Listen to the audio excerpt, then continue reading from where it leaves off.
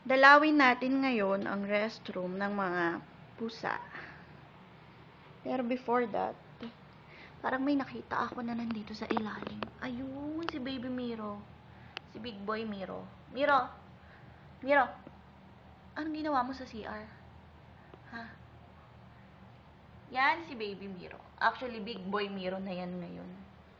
Ang baby namin ay si Yuna, na I think nandito siya. Dalawin natin siya. Nandito siya sa loob. Ayun, si Yuna. Ayun, si Yuna. Makulit. Yan. Hi, Yuna. Yuna. Yuna. Yuna. Hi. Hi. Hi. Oba, nag-posing pa. Akalain mo. Aba, kaya, meron kang future, ah. Pumost ka pa dyan, ha? Nakita mo nagbibideo ako, ha? Yun, na. Hindi ikaw ang target itong video ko, huy. Oh, cute. Oh. Ang target ng video ko, yung pagdo-document ko ng iyong training sa pag-ihi. Yan. Yan. Gaya ng sinabi ko, first day ni Yuna sa training niya dito kung paano umihi at dumumi sa bowl. Yan. As you can see, my cat litter sa kaplang ganita na naka-attach dito. Yan. Gaya niyan. Yan. Kasi para dyan siya muna, since yung cat litter, yun talaga yung ihian sa dumihan ng mga pusa.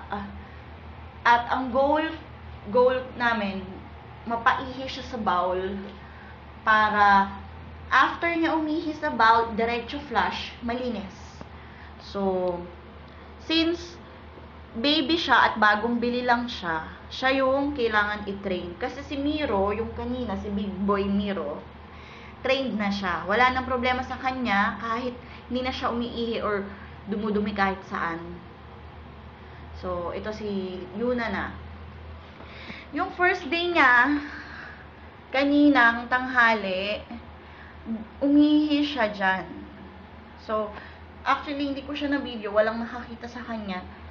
So, siguro mas maganda kung i-leave na lang siya at hindi yata siya umiihi or dumudumi pag may nanonood. Mukhang nilalaro lang niya. So, yun na.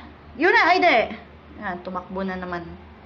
So, ngayon, hanggang hindi pa siya marunong, dyan muna siya umiihi saka dumudumi. So, walang cat litter yan. Pero since nasimulan niyang umihi, saka nasimulan niyang dumumi dyan na siya. So, dyan niya naaamoy. So, since kanila lang naman tong space na to, kanila lang tong CR na to, so okay lang na maya balik-balik sila dito. Naka-open lang talaga tong pintuan. So, dito sila dumadaan sa ilalim at diretso na sila dito sa CR nila. Si Yuna, laro ng laro. So, kinakalat niya lang yung cat litter. Yuna,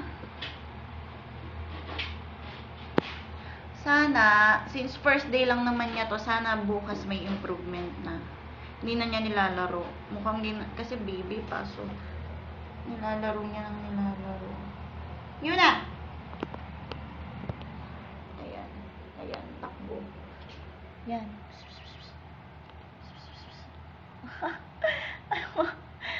Talagang artistahin to. May pagka-showbiz tong pusang to, ah. Talagang pumupost talaga siya sa camera.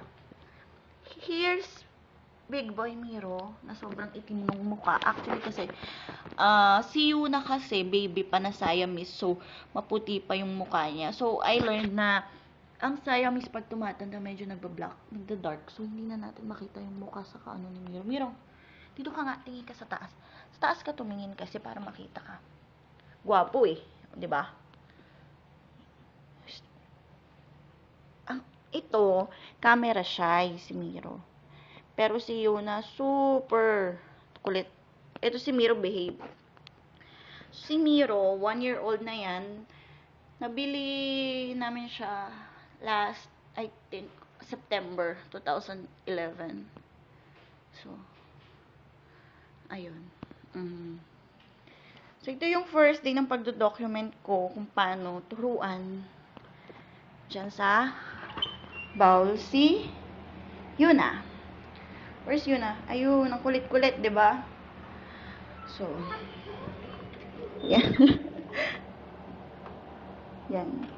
Sana matuto siya and sana hindi umabot ng 3 araw yung pagtitrain sa kanya.